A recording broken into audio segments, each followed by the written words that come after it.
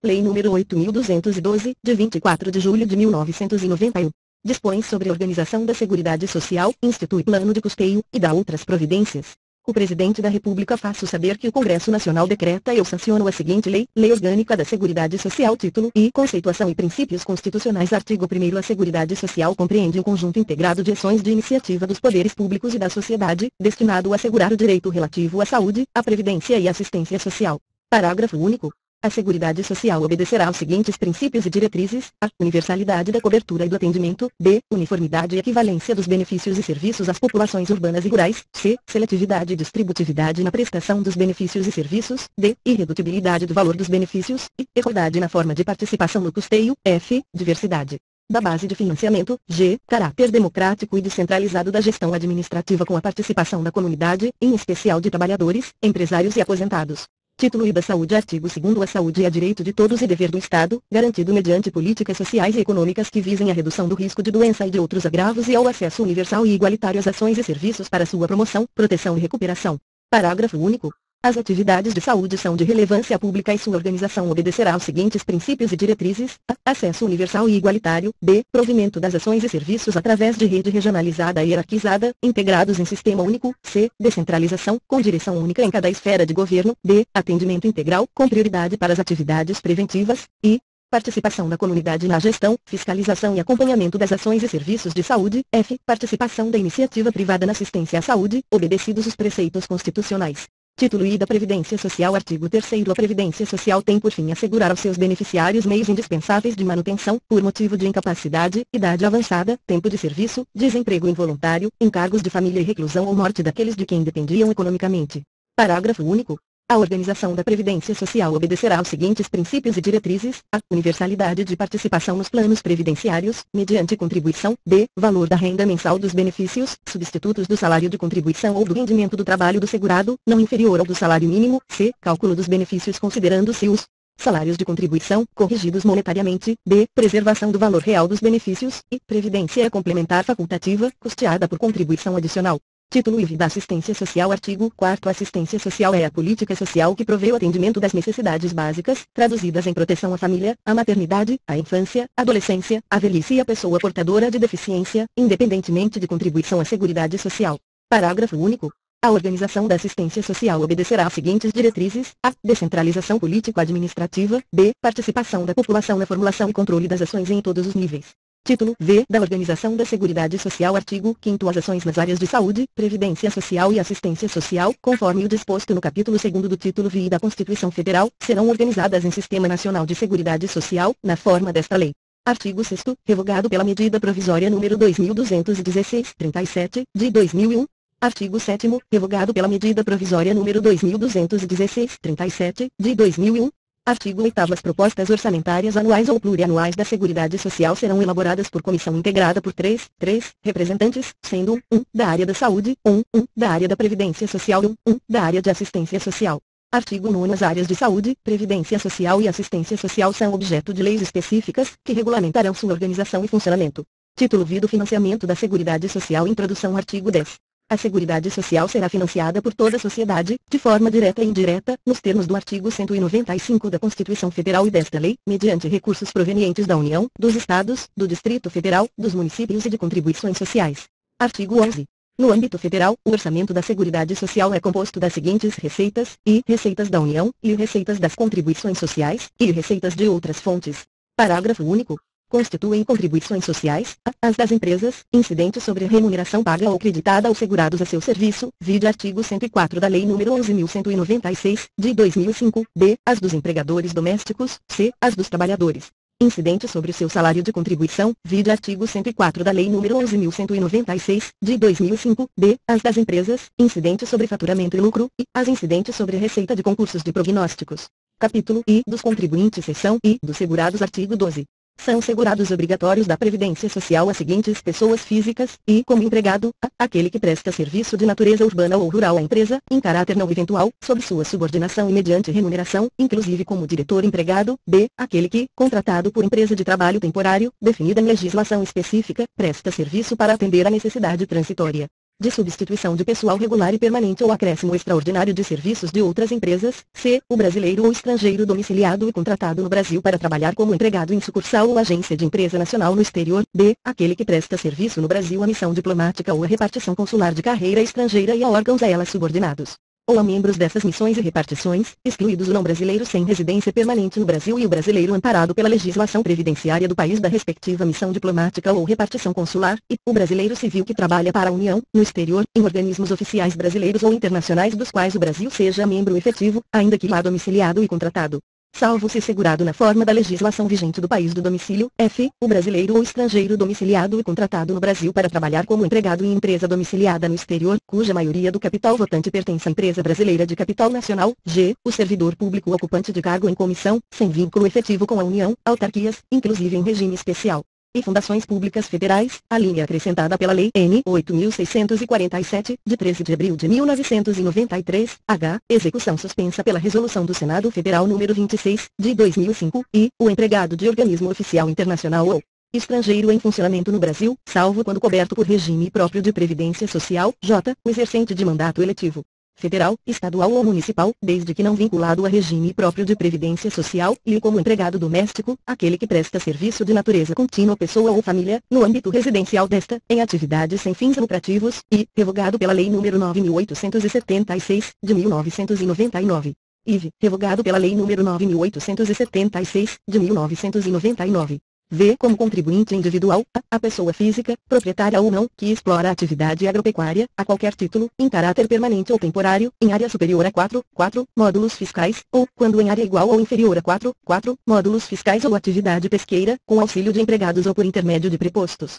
Ou ainda nas hipóteses dos 10 e 11 deste artigo, b. a pessoa física, proprietária ou não, que explora a atividade de extração mineral garimpo, em caráter permanente ou temporário, diretamente ou por intermédio de prepostos, com ou sem o auxílio de empregados, utilizados a qualquer título, ainda que de forma não contínua, c. o ministro de confissão religiosa e o membro de instituto de vida consagrada, de congregação ou de ordem religiosa, d. revogada, e o brasileiro civil que trabalha no exterior para organismo oficial internacional do qual o Brasil é membro efetivo, ainda que lá domiciliado e contratado, salvo quando coberto por regime próprio de previdência social, f. o titular de firma individual urbana ou rural, o diretor não empregado e o membro de conselho de administração de sociedade anônima, o sócio solidário, o sócio de indústria, o sócio gerente e o sócio cotista que recebam remuneração decorrente de seu trabalho em empresa urbana ou rural, e o associado eleito para cargo de direção em cooperativa, associação ou entidade de qualquer natureza ou finalidade, bem como síndico ou administrador eleito para exercer atividade de direção condominial, desde que recebam remuneração, g. quem presta serviço de natureza urbana ou rural, em caráter eventual, a uma ou mais empresas, sem relação de emprego, h. a pessoa física que exerce, por conta própria, atividade econômica de natureza urbana, com fins lucrativos ou não, vi como trabalhador avulso, quem presta, a diversas empresas, sem vínculo empregatício, serviços de natureza urbana ou rural definidos no regulamento, vi como segurado especial.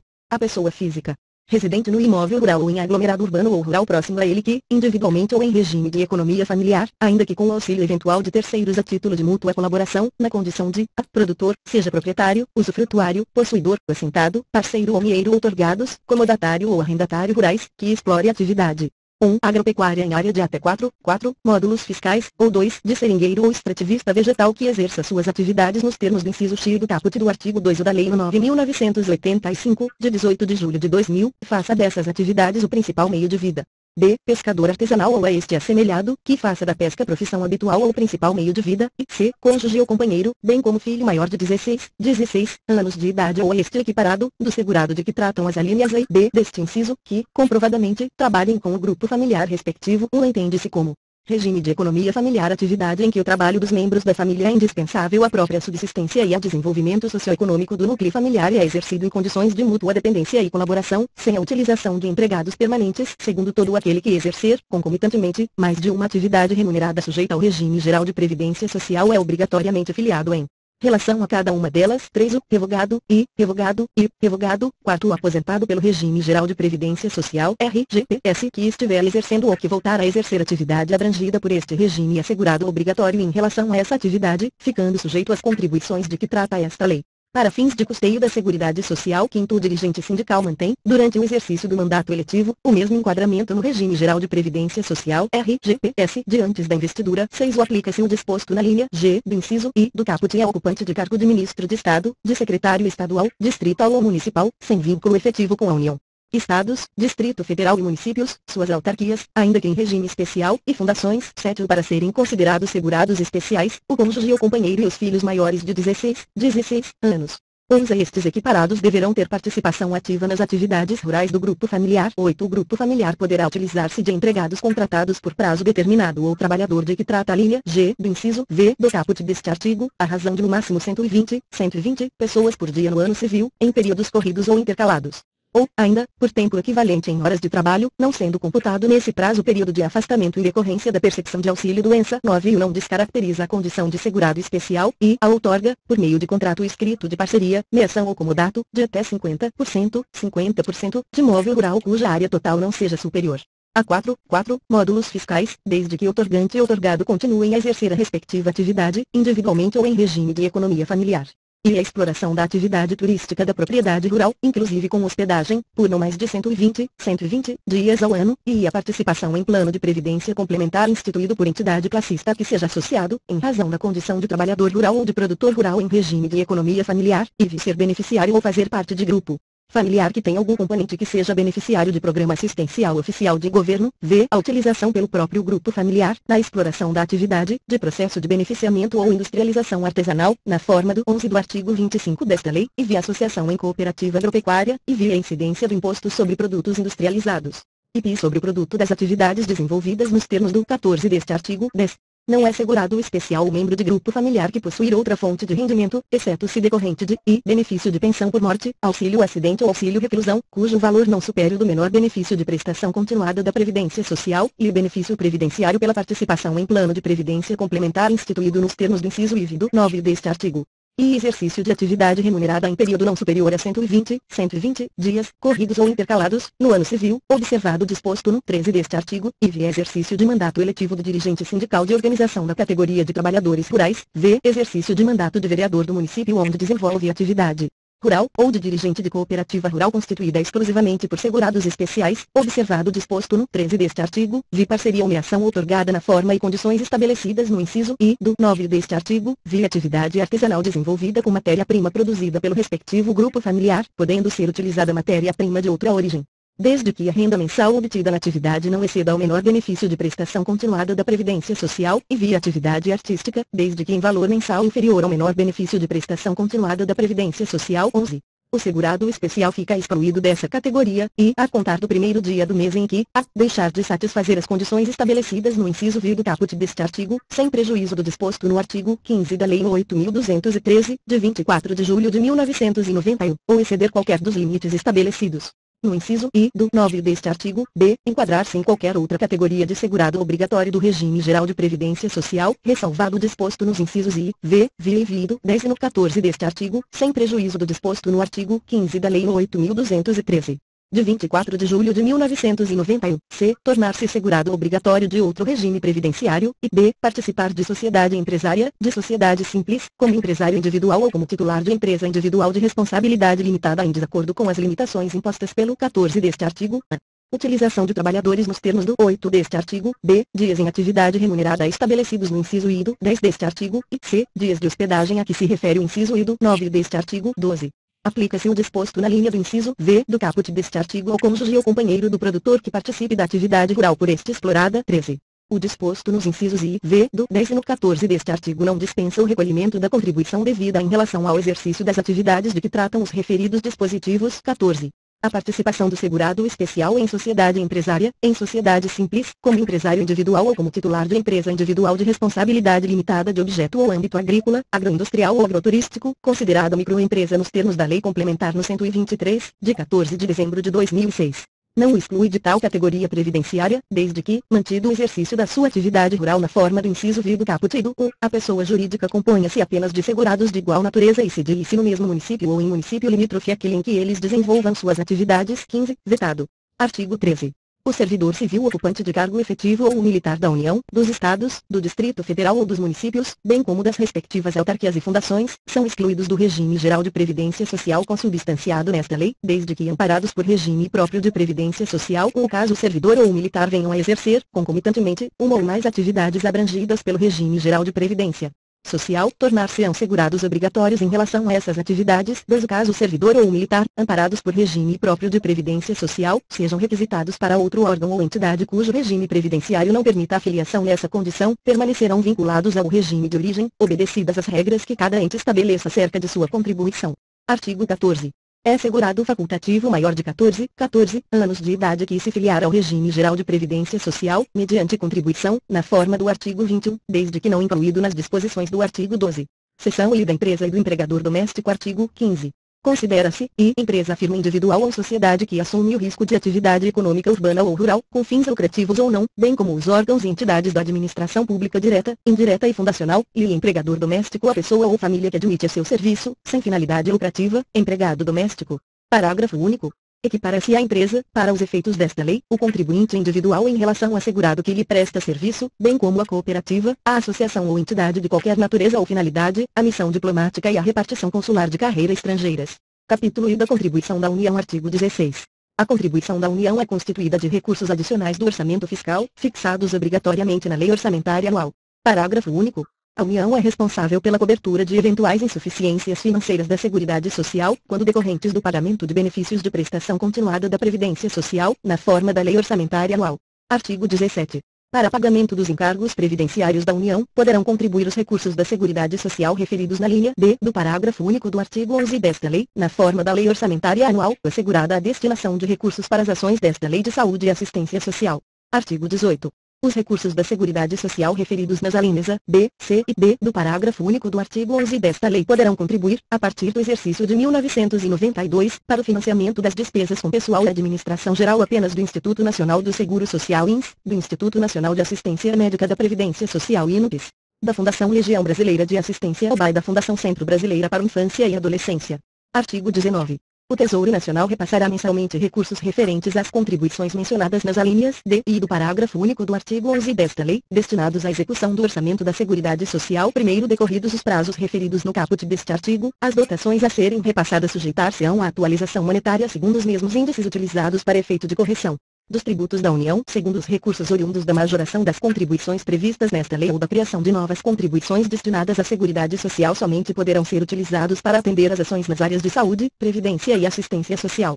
Capítulo I da Contribuição do Segurado. Seção I da Contribuição dos Segurados. Empregado, empregado doméstico e trabalhador avulso. Artigo 20. A contribuição do empregado, inclusive doméstico, e a do trabalhador avulso é calculada mediante a aplicação da correspondente alíquota sobre o seu salário de contribuição mensal, de forma não cumulativa, observado o disposto no artigo 28, de acordo com a seguinte tabela: salário de contribuição alíquota em % até 249,80. 8,00 de 249,81 até 416,33, 9,00 de 416,34 até 832,66, 11,00, valores e alíquotas dados pela Lei nº 9.129, de 20 de novembro de 1995, 4. Primeiros valores do salário de contribuição serão reajustados, a partir da data de entrada em vigor desta lei, na mesma época e com os mesmos índices que os do reajustamento dos benefícios de prestação continuada da Previdência Social. Segundo, o disposto neste artigo aplica-se também aos segurados empregados e trabalhadores avulsos que prestem serviços a microempresas. Seção I da Contribuição dos Segurados. Contribuinte individual e facultativo. Artigo 21. A alíquota de contribuição dos segurados contribuinte individual e facultativo será de 20% sobre o respectivo salário de contribuição.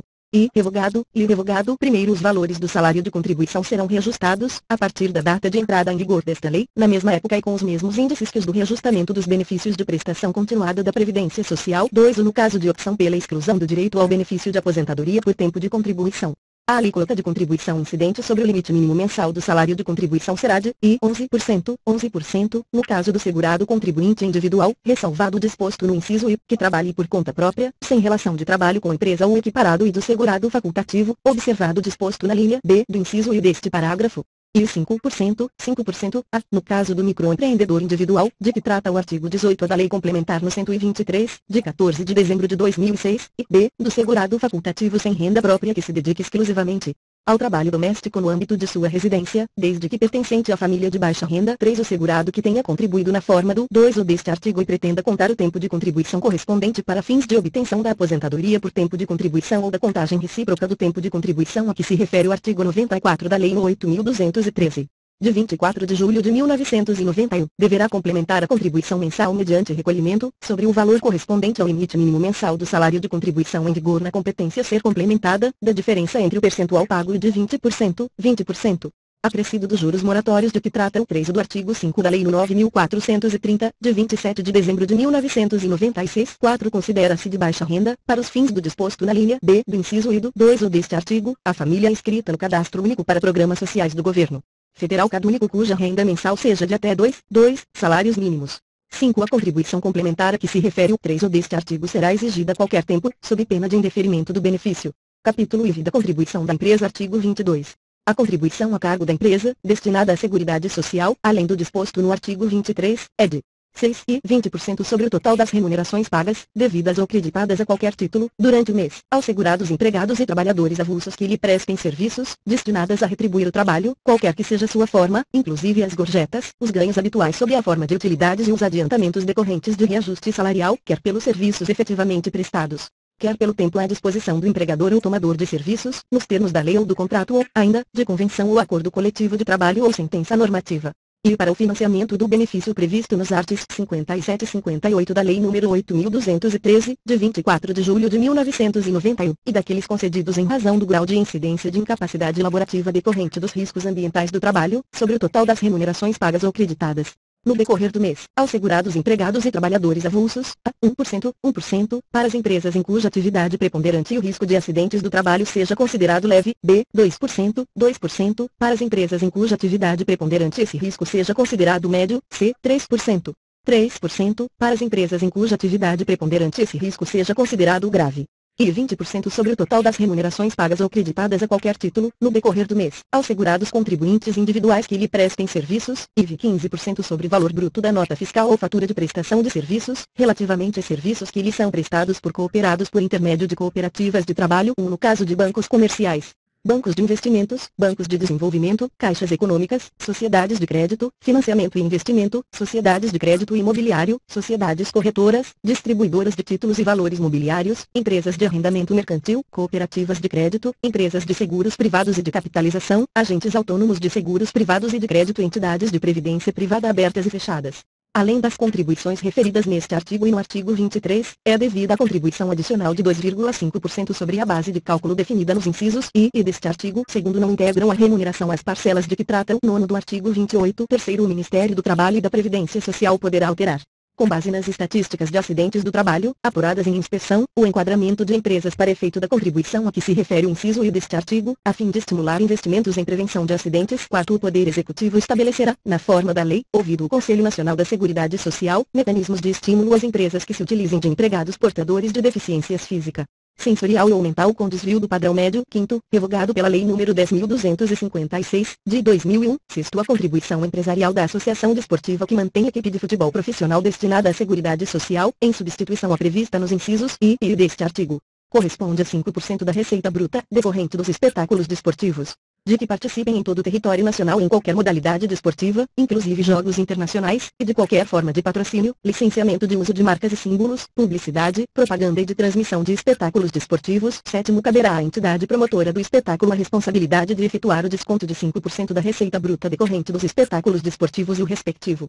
recolhimento ao Instituto Nacional do Seguro Social, no prazo de até 2 dias úteis após a realização do evento. 8º, caberá à associação desportiva que mantém equipe de futebol profissional informar a entidade promotora do espetáculo desportivo todas as receitas auferidas no evento, discriminando-as detalhadamente. 9º, no caso de associação desportiva que mantém equipe de futebol profissional receber recursos de empresa ou entidade, a título de patrocínio, licenciamento de uso de marcas e símbolos, publicidade, propaganda e transmissão de espetáculos, esta última ficará com a responsabilidade de reter e recolher o percentual de 5% da receita bruta decorrente do evento, inadmitida qualquer dedução, no prazo estabelecido na linha B, inciso I, do artigo 30 desta lei. 10. Não se aplica disposto nos 6º ao 9º às demais associações desportivas, que devem contribuir na forma dos incisos I e deste artigo e do artigo 23 desta lei. 11.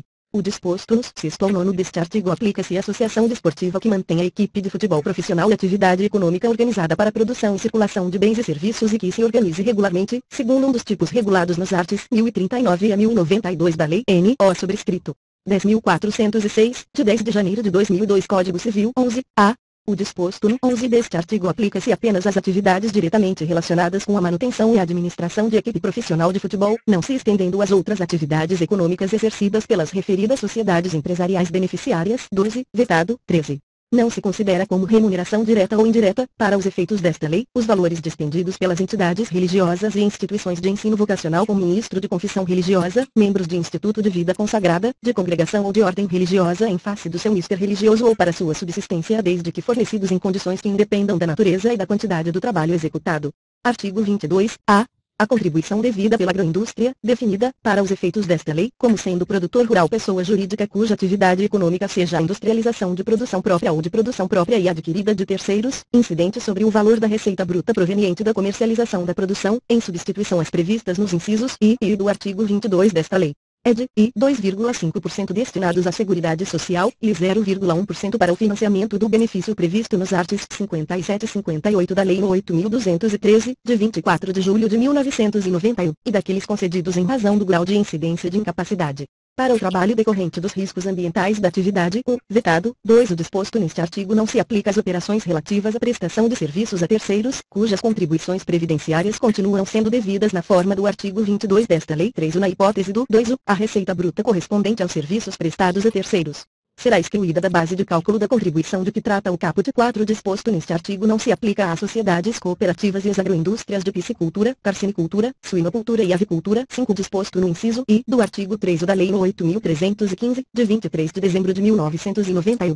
Não se aplica ao empregador de que trata este artigo, que contribuirá com o adicional de 0,25% da receita bruta proveniente da comercialização da produção, destinado ao Serviço Nacional de Aprendizagem Rural, Senar. 6. Não se aplica o regime substitutivo de que trata este artigo à pessoa jurídica que, relativamente à atividade rural, se dedique apenas ao florestamento e reflorestamento como fonte de matéria-prima para a industrialização própria mediante a utilização de processo industrial que modifique a natureza química da madeira ou a transforme em pasta celulósica. 7. Aplica-se o disposto no 6. Ainda que a pessoa jurídica comercialize resíduos vegetais ou sobras ou partes da produção, desde que a receita bruta decorrente dessa comercialização represente menos de 1% de sua receita bruta proveniente da comercialização da produção. Artigo 22-B. As contribuições de que tratam os incisos I e I do artigo 22 desta lei são substituídas, em relação à remuneração paga, devida ou creditada ao trabalhador rural contratado pelo Consórcio Simplificado de Produtores Rurais de que trata o artigo 25, pela contribuição dos respectivos produtores rurais, calculada na forma do artigo 25 desta lei. Artigo 23. As contribuições a cargo da empresa provenientes do faturamento e do lucro, destinadas à Seguridade Social, além do disposto no artigo 22, são calculadas mediante a aplicação das seguintes alíquotas: I 2%, 2% sobre sua receita bruta, estabelecida segundo o disposto no 1º do artigo 1º do Decreto-Lei N.O. sobrescrito 1940, de 25 de maio de 1982, com a redação dada pelo artigo 22, do Decreto-Lei nº 2397, de 21 de dezembro de 1987, e alterações posteriores. 9. 10%, sobre o lucro líquido do período base, antes da provisão para o imposto de renda, ajustado na forma do artigo 2º da Lei nº 8.034, de 12 de abril de 1990. 10. Primeiro no caso das instituições citadas no 1º do artigo 22 desta lei, a alíquota da contribuição prevista no inciso I é de 15%, 15%. 11. Segundo o disposto neste artigo não se aplica às pessoas de que trata o artigo 25. Capítulo V da contribuição do empregador doméstico. Artigo 24. A contribuição do empregador doméstico é de 12%, 12% do salário de contribuição do empregado doméstico a seu serviço. Parágrafo único. Presentes os elementos da relação de emprego doméstico, o empregador doméstico não poderá contratar microempreendedor individual de que trata o artigo 18 da Lei Complementar nº 123, de 14 de dezembro de 2006, sob pena de ficar sujeito a todas as obrigações dela decorrentes, inclusive trabalhistas, tributárias e previdenciárias. Capítulo V da contribuição do produtor rural e do pescador. Artigo 25.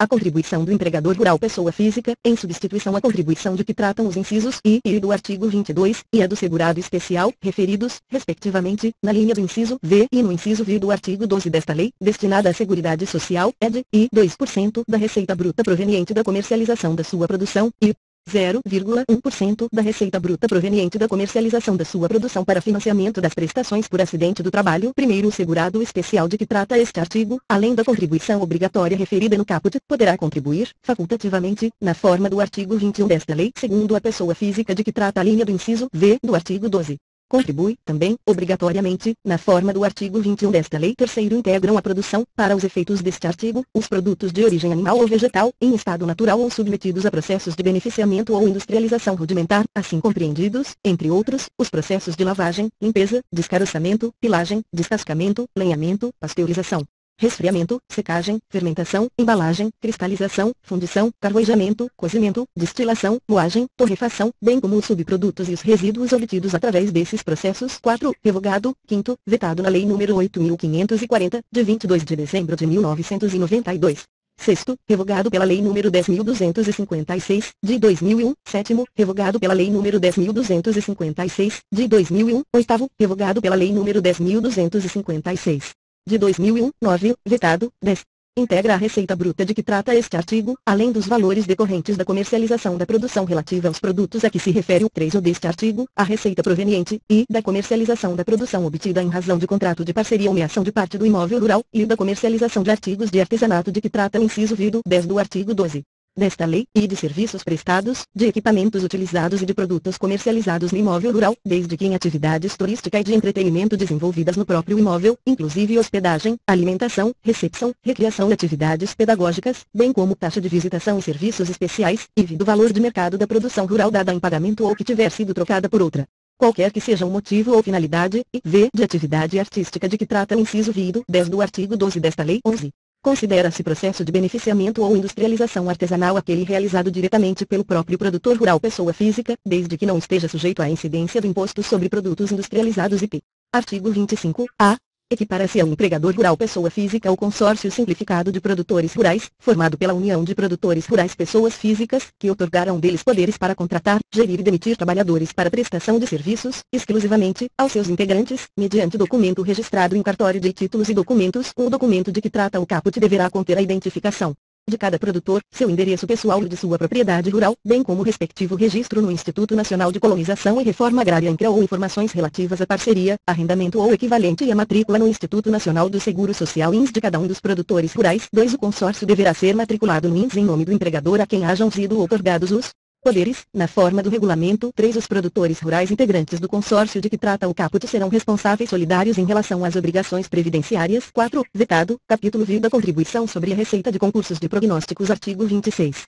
Constitui receita da Seguridade Social a renda líquida dos concursos de prognósticos, excetuando-se os valores destinados ao programa de crédito educativo. Primeiro, consideram-se concursos de prognósticos todos e quaisquer concursos de sorteios de números, loterias, apostas, inclusive as realizadas em reuniões hípicas, nos âmbitos federal, estadual, do Distrito Federal e Municipal, segundo para efeito do disposto neste artigo. Entende-se por renda líquida o total da arrecadação, deduzidos os valores destinados ao pagamento de prêmios, de impostos e de despesas com administração, conforme fixado em lei, que inclusive estipulará o valor dos direitos a serem pagos às entidades desportivas pelo uso de suas denominações e símbolos. Terceiro, durante a vigência dos contratos assinados até a publicação desta lei com o Fundo de Assistência Social FAS, é assegurado o repasse à Caixa Econômica Federal CEF dos valores necessários ao cumprimento dos mesmos. Capítulo V das outras receitas. Artigo 27.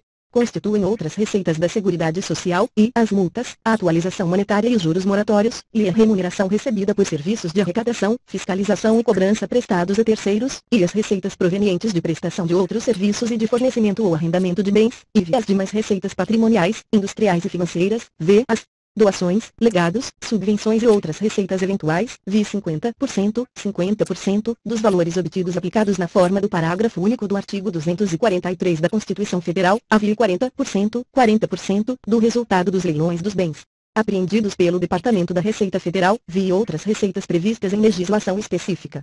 Parágrafo único. As companhias seguradoras que mantêm o seguro obrigatório de danos pessoais causados por veículos automotores de vias terrestres, de que trata a Lei nº 6.194, de dezembro de 1974, deverão repassar à Seguridade Social 50% do valor total do prêmio recolhido e destinado ao Sistema Único de Saúde SUS, para custeio da assistência médico-hospitalar dos segurados vitimados em acidentes de trânsito. Capítulo X do Salário de Contribuição. Artigo 28. Entende-se por salário de contribuição, e, para o empregado e trabalhador avulso, a remuneração oferida em uma ou mais empresas, assim entendida a totalidade dos rendimentos pagos, devidos ou creditados a qualquer título, durante o mês, destinados a retribuir o trabalho, qualquer que seja sua forma, inclusive as gorjetas, os ganhos habituais sob a forma de utilidades e os adiantamentos decorrentes de reajuste salarial, quer pelos serviços efetivamente prestados, quer pelo tempo à disposição do empregador ou tomador de serviços nos termos da lei ou do contrato ou, ainda, de convenção ou acordo coletivo de trabalho ou sentença normativa, e para o empregado doméstico, a remuneração registrada na carteira de trabalho e previdência social, observadas as normas a serem estabelecidas em regulamento para comprovação do vínculo empregatício e do valor da remuneração, e para o contribuinte individual, a remuneração oferida em uma ou mais empresas ou pelo exercício de sua atividade por conta própria, durante o mês, observado o limite máximo a que se refere o 5, IV para o segurado facultativo, o valor por ele declarado, observado o limite máximo a que se refere o 5O, primeiro quando a admissão, a dispensa, o afastamento ou a falta do empregado ocorrer no curso do mês. O salário de contribuição será proporcional ao número de dias de trabalho efetivo, na forma estabelecida em regulamento. Segundo, o salário maternidade é considerado salário de contribuição. Terceiro, o limite mínimo do salário de contribuição corresponde ao peso salarial legal ou normativo, da categoria ou, inextinguindo este, ao salário mínimo, tomado no seu valor mensal, diário ou horário, conforme o ajustado o tempo de trabalho efetivo durante o mês. Quarto, o limite mínimo do salário de contribuição do menor aprendiz corresponde à sua remuneração mínima definida em lei. Quinto, o limite máximo do salário de contribuição é de CR, cifrão. 170 mil cruzeiros, reajustado a partir da data da entrada em vigor desta lei, na mesma época e com os mesmos índices que os do reajustamento dos benefícios de prestação continuada da Previdência Social. 12. Sexto, no prazo de 180 dias, a contar da data de publicação desta lei, o Poder Executivo encaminhará ao Congresso Nacional o projeto de lei estabelecendo a Previdência Complementar pública e privada, em especial para os que possam contribuir acima do limite máximo estipulado no parágrafo anterior deste artigo. 7º, o 13º salário, gratificação natalina, integra o salário de contribuição, exceto para o cálculo de benefício, na forma estabelecida em regulamento. 8º, integram o salário de contribuição pelo seu valor total, a, o total das diárias pagas, quando excedente a 50% da remuneração mensal, b, vetada na Lei nº 9.528, de 10 de dezembro de 1997, c, revogado pela Lei nº 9.711, de 1998. Nono, não integram o salário de contribuição para os fins desta lei, exclusivamente, a, os benefícios da Previdência Social, nos termos e limites legais, salvo o salário maternidade, b, as ajudas de custo e o adicional mensal recebidos pela aeronauta nos termos da Lei nº 5.929, de 30 de outubro de 1973, c, a parcela in natura recebida de acordo com os programas de alimentação aprovados pelo Ministério do Trabalho e da Previdência Social, nos termos da Lei nº 6.321, de 14 de abril de 1976, d, as importâncias recebidas a título de férias indenizadas e respectivo adicional constitucional, inclusive o valor correspondente à dobra da remuneração de férias de que trata o artigo 137 da Consolidação das Leis do Trabalho, CLT, e as importâncias 1. Previstas no inciso I do artigo 10 do ato das disposições constitucionais transitórias.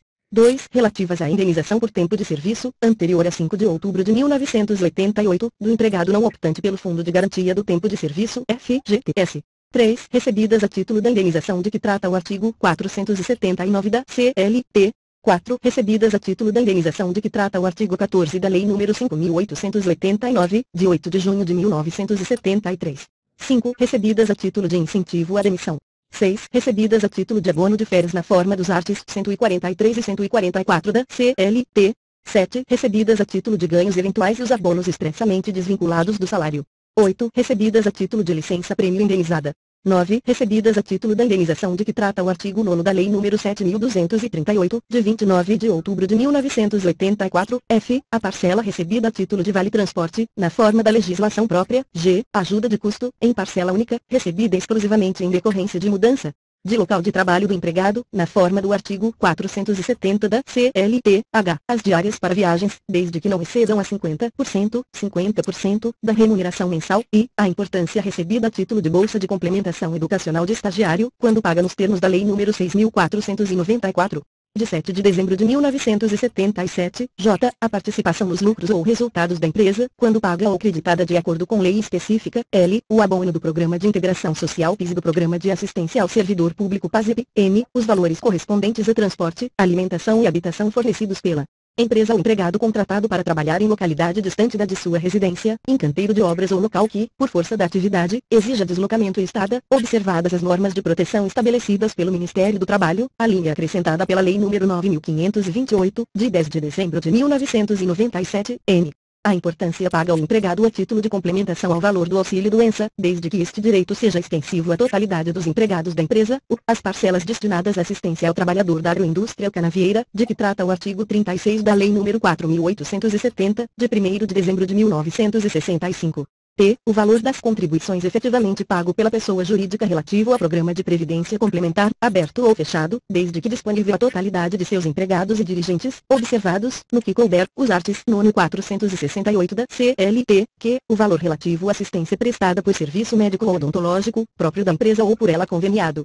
Inclusive o reembolso de despesas com medicamentos, óculos, aparelhos ortopédicos, despesas médico-hospitalares e outras similares, desde que a cobertura abranja a totalidade dos empregados e dirigentes da empresa, a linha acrescentada pela Lei nº 9.528, de 10 de dezembro de 1997, r. O valor correspondente a vestuários, equipamentos e outros acessórios fornecidos ao empregado e utilizados no local do trabalho para prestação dos respectivos serviços, s. O ressarcimento de despesas pelo uso de veículo do empregado e o reembolso creche pago em conformidade com a legislação trabalhista, observado o limite máximo de 6 anos de idade, quando devidamente comprovadas as despesas realizadas, t. O valor relativo a plano educacional, ou bolsa de estudo, que vise a educação básica de empregados e seus dependentes e, desde que vinculada às atividades desenvolvidas pela empresa, a educação profissional e tecnológica de empregados, nos termos da Lei 9.394, de 20 de dezembro de 1996, e 1. Não seja utilizado em substituição de parcela salarial, e 2. O valor mensal do plano educacional ou bolsa de estudo, considerado individualmente, não ultrapasse 5% da remuneração do segurado a que se destina ou o valor correspondente a 1,5 o valor do limite mínimo mensal do salário de contribuição. O que for maior, a importância recebida a título de bolsa de aprendizagem garantida ao adolescente até 14 anos de idade, de acordo com o disposto no artigo 64 da Lei nº 8.069, de 13 de julho de 1990, v. Os valores recebidos em decorrência da cessão de direitos autorais, x. O valor da multa prevista no 8º do artigo 477 da CLT, y. O valor correspondente ao Vale Cultura, 10. Considera-se salário de contribuição, para o segurado empregado e trabalhador avulso, na condição prevista no 5º do artigo 12, a remuneração efetivamente oferida na entidade sindical ou empresa de origem. Artigo 29, revogado pela Lei nº 9.876, de 1999. Capítulo X da arrecadação e recolhimento das contribuições. Artigo 30.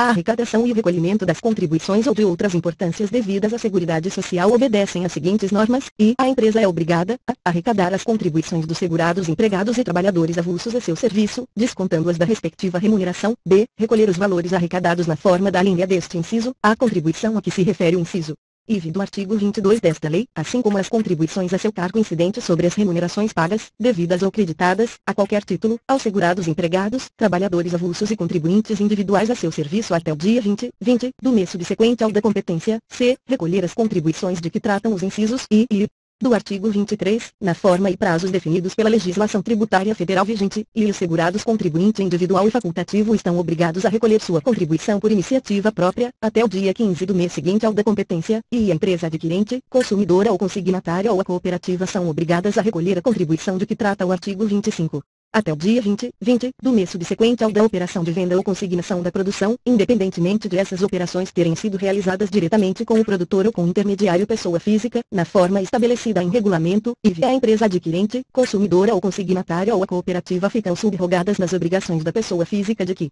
trata a linha do inciso V do artigo 12 do segurado especial pelo cumprimento das obrigações do artigo 25 desta lei, independentemente de as operações de venda ou consignação terem sido realizadas diretamente com o produtor ou com intermediário pessoa física, exceto no caso do inciso X deste artigo, na forma estabelecida em regulamento, v. O empregador doméstico está obrigado a arrecadar a contribuição do segurado empregado a seu serviço e a recolhê-la, assim como a parcela a seu cargo, no prazo referido no inciso I deste artigo, viu o proprietário, o incorporador definido na Lei nº 4.591, de 16 de dezembro de 1964, o dono da obra ou condômino da unidade imobiliária, qualquer que seja a forma de contratação da construção, reforma ou acréscimo.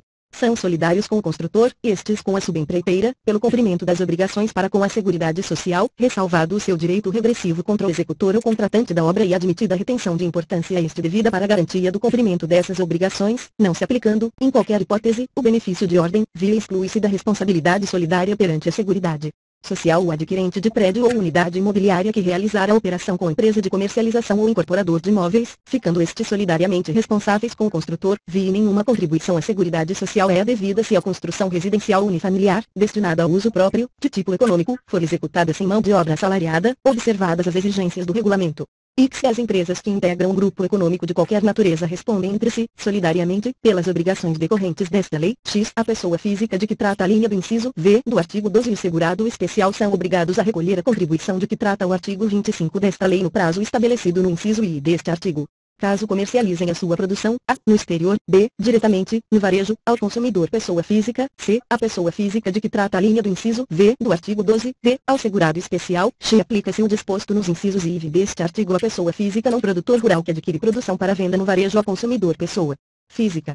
X sem prejuízo do disposto no inciso X do caput deste artigo, o produtor rural pessoa física e o segurado especial são obrigados a recolher, diretamente, a contribuição incidente sobre a receita bruta proveniente, a, da comercialização de artigos de artesanato elaborados com matéria-prima produzida pelo respectivo grupo familiar, b, de comercialização de artesanato ou do exercício de atividade artística. Observado o disposto nos incisos V e V do 10 do artigo 12 desta lei, e c, de serviços prestados, de equipamentos utilizados e de produtos comercializados no imóvel rural, desde que em atividades turística e de entretenimento desenvolvidas no próprio imóvel, inclusive hospedagem, alimentação, recepção, recreação e atividades pedagógicas, bem como taxa de visitação e serviços especiais. X. O segurado especial é obrigado a arrecadar a contribuição de trabalhadores a seu serviço e a recolhê-la no prazo referido na linha B do inciso I do caput deste artigo, primeiro revogado pela Lei nº 9.032, de 28 de abril de 1995, 2 ou se não houver expediente bancário nas datas indicadas. E, nos incisos I e V do caput deste artigo, o recolhimento deverá ser efetuado até o dia útil imediatamente posterior, e na linha B do inciso I e nos incisos I, X e X do caput deste artigo, até o dia útil imediatamente anterior. Terceiro, aplica-se à entidade sindical e à empresa de origem o disposto nas alíneas A e B do inciso I, relativamente à remuneração do segurado referido no quinto do artigo 12.4. Na hipótese de o contribuinte individual prestar serviço a uma ou mais empresas, poderá deduzir, da sua contribuição mensal, 45% da contribuição da empresa, efetivamente recolhida ou declarada, incidente sobre a remuneração que esta lhe tenha pago ou creditado, limitada a dedução a 9% do respectivo salário de contribuição. 5.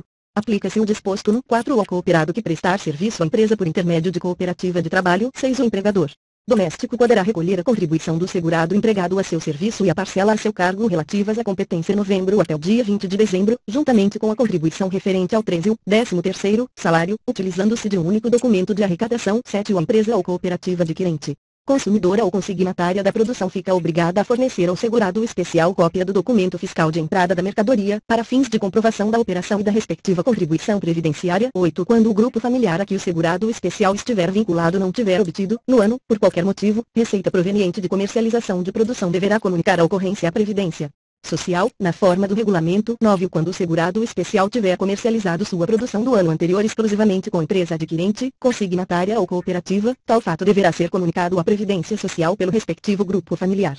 Artigo 31.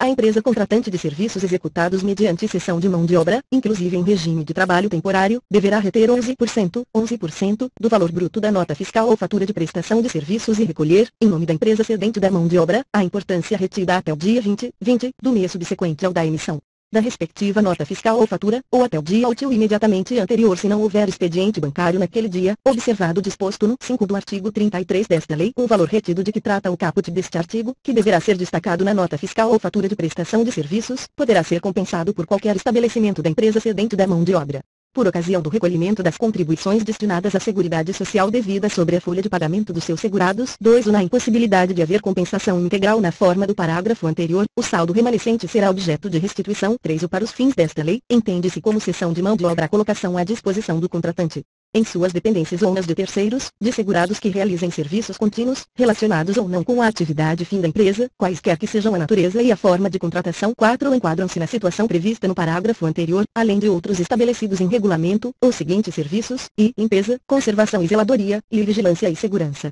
I, empreitada de mão de obra, IV, contratação de trabalho temporário na forma da Lei no 6.019, de 3 de janeiro de 1974. 5. O cedente da mão de obra deverá elaborar folhas de pagamento distintas para cada contratante. 6. Em se tratando de retenção e recolhimento realizados na forma do caput deste artigo, em nome de consórcio, de que tratam os arts. 278 e 279 da Lei no 6.404, de 15 de dezembro de 1976, aplica-se o disposto em todo este artigo, observada a participação de cada uma das empresas consorciadas, na forma do respectivo ato constitutivo. Artigo 32. A empresa é também obrigada, a preparar folhas de pagamento das remunerações pagas ou creditadas a todos os segurados a seu serviço, de acordo com os padrões e normas estabelecidos pelo órgão competente da Seguridade Social, e lançar mensalmente em títulos próprios de sua contabilidade, de forma discriminada, os fatos geradores de todas as contribuições, o montante das quantias descontadas, as contribuições da empresa e os totais recolhidos, e prestar à Secretaria da Receita Federal do Brasil todas as informações cadastrais, financeiras e contábeis de seu interesse, na forma por ela estabelecida, bem como os esclarecimentos necessários à fiscalização, e declarar à Secretaria da Receita Federal do Brasil e ao Conselho Curador do Fundo de Garantia do Tempo de Serviço, FGTS, na forma, prazo e condições estabelecidos por esses órgãos, dados relacionados a fatos geradores, base de cálculo e valores devidos da contribuição previdenciária e outras informações de interesse do INS ou do Conselho Curador do FGTS, vetado, comunicar mensalmente aos empregados, por intermédio de documento a ser definido em regulamento, os valores recolhidos sobre o total de sua remuneração ao INS. Revogado.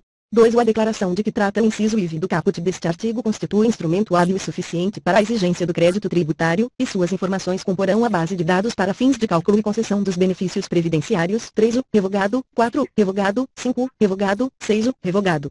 7. Revogado. 8. Revogado. 9. A empresa deverá apresentar o documento a que se refere o inciso IV do caput deste artigo ainda que não ocorram fatos geradores de contribuição previdenciária, aplicando-se, quando couber, a penalidade prevista no artigo 32-A desta lei. 10.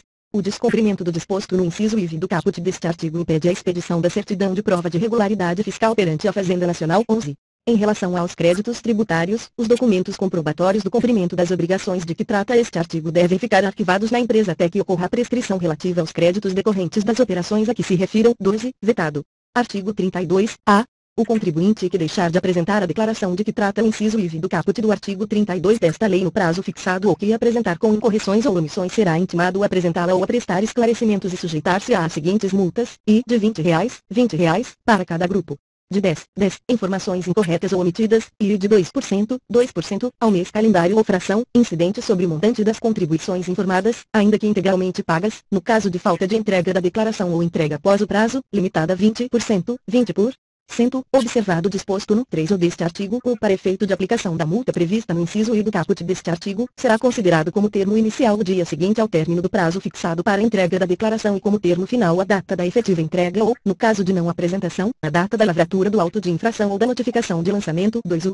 Observado o disposto no 3 deste artigo, as multas serão reduzidas, e, à metade, quando a declaração for apresentada após o prazo, mas antes de qualquer procedimento de ofício, ou e 75%, se houver apresentação da declaração no prazo fixado em intimação. 3. A multa mínima a ser aplicada será de R$ 200, tratando-se de omissão de declaração sem ocorrência de fatos geradores de contribuição previdenciária, e R$ 500, nos demais casos. Artigo 32-B. Os órgãos da administração direta, as autarquias, as fundações e as empresas públicas da União, dos Estados, do Distrito Federal e dos municípios, cujas normas gerais de direito financeiro para a elaboração e controle dos orçamentos estão definidas pela Lei no 4.320, de 17 de março de 1964, e pela Lei Complementar no 101, de 4 de maio de 2000, ficam obrigados, na forma estabelecida pela Secretaria da Receita Federal do Brasil do Ministério da Fazenda, a apresentar, e a contabilidade entregue ao Tribunal de Controle Externo, e a folha de pagamento. Parágrafo único. As informações de que trata o caput deverão ser apresentadas até o dia 30 de abril do ano seguinte ao encerramento do exercício.